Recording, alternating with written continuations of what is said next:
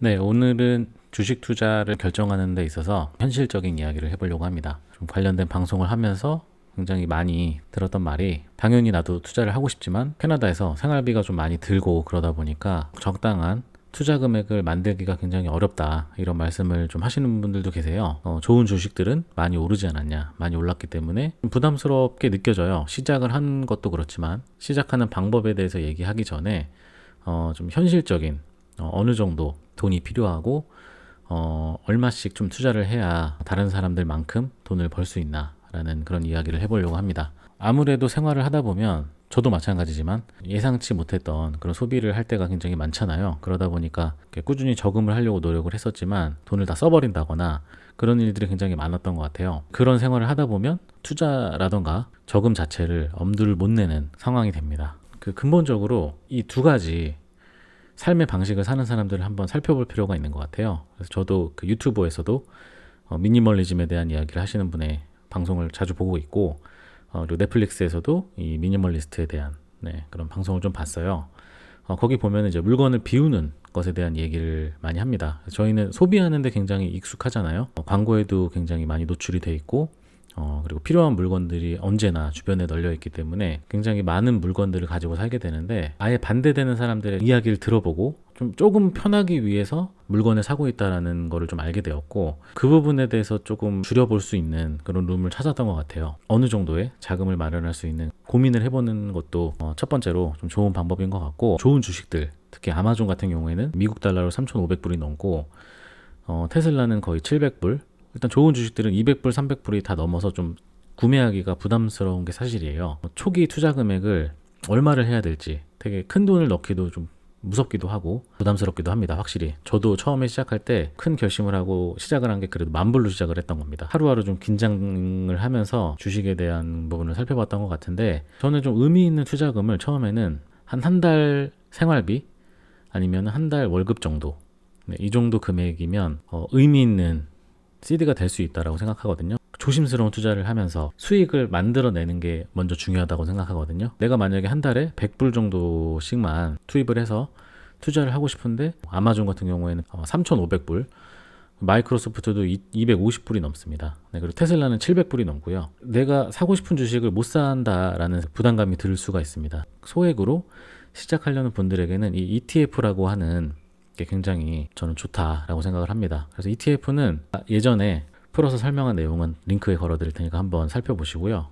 간단히 말해서 그냥 주식형 펀드 같은 겁니다. 투자할 대상을 미리 정해놓고 그 가격을 굉장히 좀 저렴하게 나눠서 주식시장에 올려놓으면 사람들이 그 주식을 그냥 사는 것만으로도 펀드에 투자하는 효과를 낼 수 있거든요. 그 펀드사는 미리 정해진 룰대로 그 주식을 사서 모읍니다. 펀드 매니저들이 사고 파는 행위를 안 해요, ETF는. 그래서 수수료가 굉장히 저렴합니다, 생각보다. 그래서 되게 저렴한 돈으로 이렇게 좋은 기업들, 지금 보시면은 최근에 인기가 많은 그런 펀드들을 그림을 갖고 왔는데, 굉장히 익숙한 기업들이고 다 좋은 기업들이 이렇게 일정한 비율대로 나눠서 내가 적당한 돈을 넣더라도 이런 회사들의 주식을 보유할 수 있는 상품이거든요. 미국에 있는 그런 펀드 회사들이 대부분 토론토 안에도 지사를 갖고 있습니다. 그러면서 캐나다 사람들이 캐나다 달러로 미국 회사 주식을 살 수 있게 본인들이 직접 그런 펀드를 만들어서 운영을 하고 있어요. 그래서 지금 보시는 블랙록이라고 하는 이 펀드사가 전 세계에서 가장 큰 투자 기관입니다. 여기에서도 굉장히 다양한 이런 ETF 상품들을 만들어서 주식시장에다 올려놓고 사람들이 쉽게 살 수 있게 그렇게 하고 있거든요.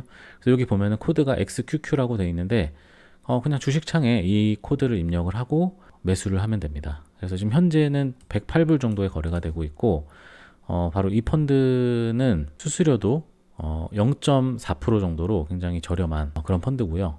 이렇게 아까 보여드렸듯이 이거는 미국의 나스닥에 상장된 100개 기업들을 순서대로 회사 크기대로 그냥 기계적으로 투자하는 상품이거든요.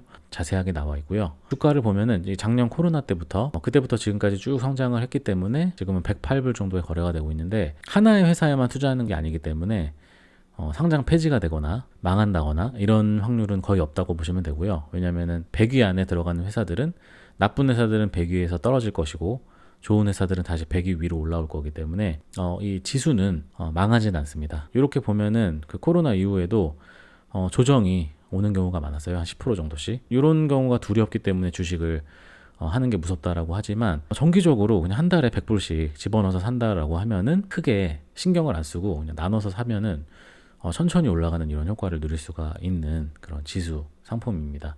네, 그래서 이런 게 바로 이제 ETF라고 하는 것이고요. 처음에 주식 투자를 좀 결정하고 나면 전설적인 투자자의 이름인데 워렌 버핏 그리고 피터 린치라고 하는 사람이고 굉장히 오랜 기간 동안 꾸준한 이익을 내면서 몇십 조가 되는 재산을 모은 그런 사람들이고 누구나 좀 장기적으로 롤모델을 보면서 부자가 되는 꿈을 꾸게 되는 거죠. 그런데 지수 펀드를 사서 그런 지수가 어느 정도 오르고 내리고를 보다 보면 주식시장을 좀 공부하게 되고 주식에 대한 뉴스가 들어오게 됩니다. 그렇게 되면은 정말 급등하는 그런 소식들이 들려요. 어떤 주식은 뭐 7배를 벌었다더라. 비트코인은 올해 6배가 올랐다더라. 그러면 사람이 점점 소외감을 느낍니다. 다른 사람들은 이렇게 많이 벌고 있는데 나는 지수에 투자해서 천천히 벌고 있는 게 아닌가라는 그런 마음이 들게 되고요. 투자를 시작해서 초보가 망가지는 이유가 바로 이런 주식들을 보고 나도 혹해서 뛰어드는 그런 경우가 많기 때문이거든요. 그 뉴스를 듣게 되는 지점이 주식이 정말 많이 올랐을 때입니다. 그래서 이때 나만 부자가 안 되는 게 아니냐라는 두려움에 주식을 사게 되는 거고 바로 또 주식은 폭락하게 되고요.